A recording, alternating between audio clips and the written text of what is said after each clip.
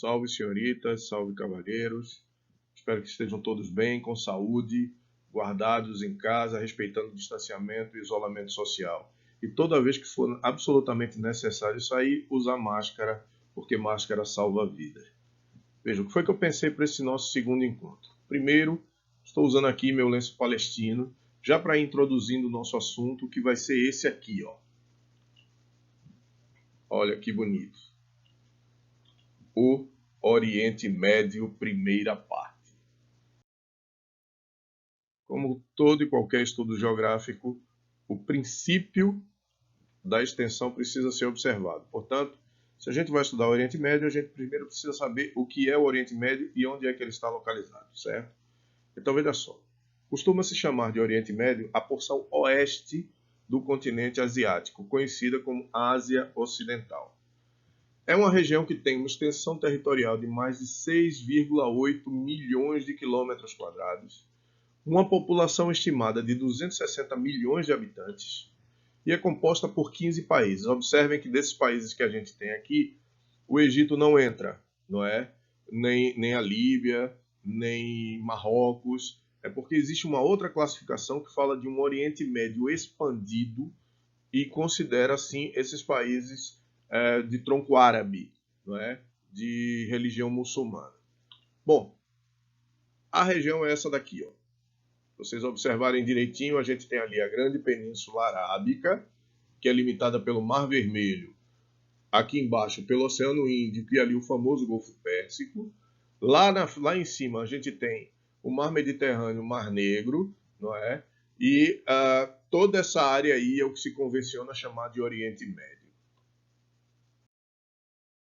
Seguindo na caracterização do Oriente Médio, a gente precisa discutir agora os chamados aspectos naturais daquela região. E vamos começar pelo relevo.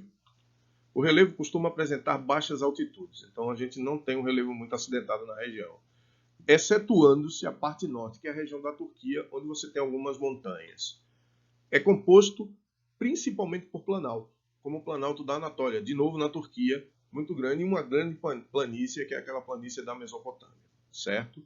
Além disso, a gente tem que dar uma olhada no clima, talvez seja o elemento natural que mais caracteriza essa região. Quando se fala em Oriente Médio, a gente sempre lembra de deserto, de clima seco e etc. Então vamos lá. Lá em cima está dizendo, ó, o seu território é atravessado pelo Trópico de Câncer, por isso apresenta duas grandes faixas climáticas. Primeiro, a chamada Zona Temperada do Norte, que ocupa a maior parte dessa área, e segundo, a Zona Intertropical, localizada na porção sul. Mas volto a dizer, os principais climas da região são o árido e o semiárido. Lembrando que árido e semiárido são classificações que levam em consideração um balanço hídrico, que é aquela diferença entre a quantidade de água que cai e a quantidade de água que evapora. Então, geralmente, o balanço hídrico de regiões áridas e semiáridas ele é negativo. Portanto, evapora muito mais água do que entra. Outro aspecto natural relevante é a vegetação. Como já foi dito no slide anterior, a região apresenta dois grandes tipos climáticos, e que por conta disso teremos dois grandes tipos de vegetação também. Primeiro, a vegetação chamada de xerófila. Xeros é secura, então vegetação xerófila é aquela adaptada a ambientes secos, os desertos, de clima árido. E segundo, as estepes, que seria algo parecido com nossa caatinga aqui do interior. Seria também uma vegetação de ambiente seco, xerófila, mas não tanto. Vê. Trouxe algumas imagens para a gente ver. Primeiro essa daqui, ó. Isso aqui você tem um grande deserto de duna, deserto de areia, por favor, deserto pode ser de pedra também, não é? E a gente tem ali uma tamareira solitária. Essa árvore geralmente leva 100 anos para dar o primeiro fruto. Costuma-se dizer entre os árabes que quem planta uma tamareira não consegue comer suas tâmaras. Bom, a segunda imagem, que está aqui em cima, né, é de um deserto que já não é um deserto de areia, mas um deserto de pedra, e que a gente nota aqui embaixo, na parte mais escura, apenas pequenos tufos de vegetação. E por último, a gente tem os famosos oásis, não é? Isso aqui, ó, toda vez que houver água, a gente vai ter esse tipo de vegetação aí, que são as tamareiras. A gente vai estudar agora a chamada população do Oriente Médio, certo? Primeiro, O Oriente Médio destaca-se por uma variedade de etnias. Nós temos vários povos, origens e culturas e religiões diversas. A etnia predominante é o árabe.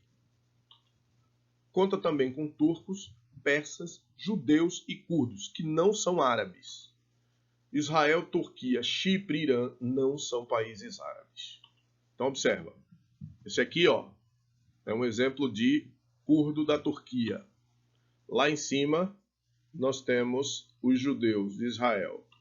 E ali a gente tem os iranianos, que são persas. Outro aspecto relevante da região são os problemas políticos. E a gente percebe que o que vai caracterizar toda aquela área ali é uma grande instabilidade política. O tempo todo a gente tem confusão.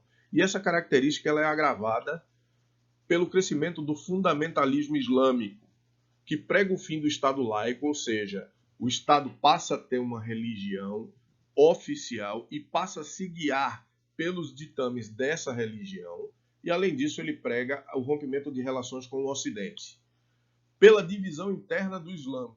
Então, quando a gente fala em islamismo ou religião muçulmana, a gente não deve imaginar que são todos seguidores da mesma linha.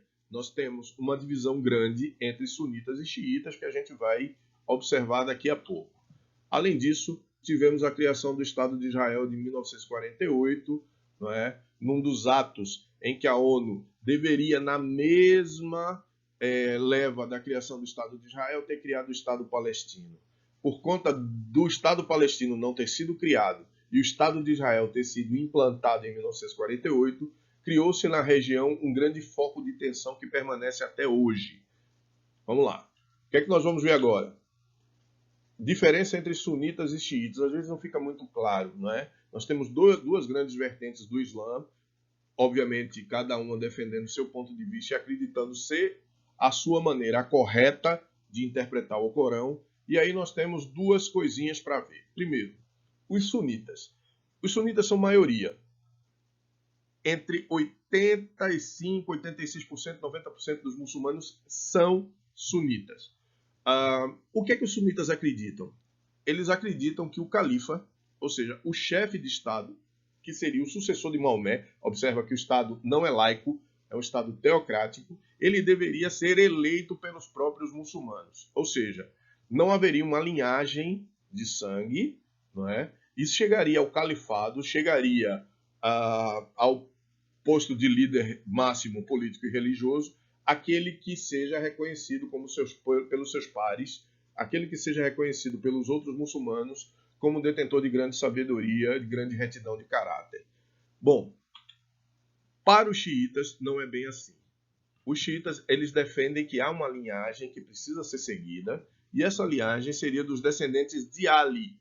Ali era o genro de Maomé que foi assassinado. Os xiitas são considerados mais tradicionalistas. Então, geralmente quando se fala em xiita, muçulmano xiita, a figura que nos vem à cabeça é aquele sujeito vestido de preto dos pés à cabeça, não é? E que seguem à risca, na verdade, o Alcorão e instituem a Sharia. A Sharia é a chamada lei corânica. O último slide nosso vai ser para tratar dos aspectos econômicos do Oriente Médio. E aí, todas as vezes que se fala em Oriente Médio, a primeira coisa que nos vem à cabeça é a extração e o refino de petróleo, que é a principal atividade da região. Dentre os países do Oriente Médio que são produtores de petróleo, os maiores são a Arábia Saudita, o Irã, o Iraque, o Kuwait, os Emirados Árabes Unidos, o Catar e o Bahrein. Mas existem outras coisas que a gente precisa considerar também. Por exemplo, Israel. Israel é o único país desenvolvido da região. Ele tem indústrias e ele tem uma agropecuária extremamente desenvolvida, principalmente adaptada para a utilização de regiões desérticas. Outros países, a economia se baseia somente na exportação de petróleo. Só que tem um problema, é que a maioria da população não tem acesso a essa riqueza gerada pelo petróleo, que fica concentrado na mão de uns poucos, né? Reis, governantes e etc. E essa população que não tem acesso aos benefícios gerados pela venda e extração de petróleo, ela sobrevive de atividades como pastoreio nômade, não é? e a agricultura nas poucas áreas úmidas. Só para que a gente saiba, o pastoreio é nômade porque não há como se fixar em regiões muito secas. Então, você tem um contingente populacional enorme na região que fica mudando constantemente de lugar. Isso termina criando uma pressão sobre o ambiente, não é? E facilitando, por exemplo, a expansão dos desertos por conta da degradação dos solos.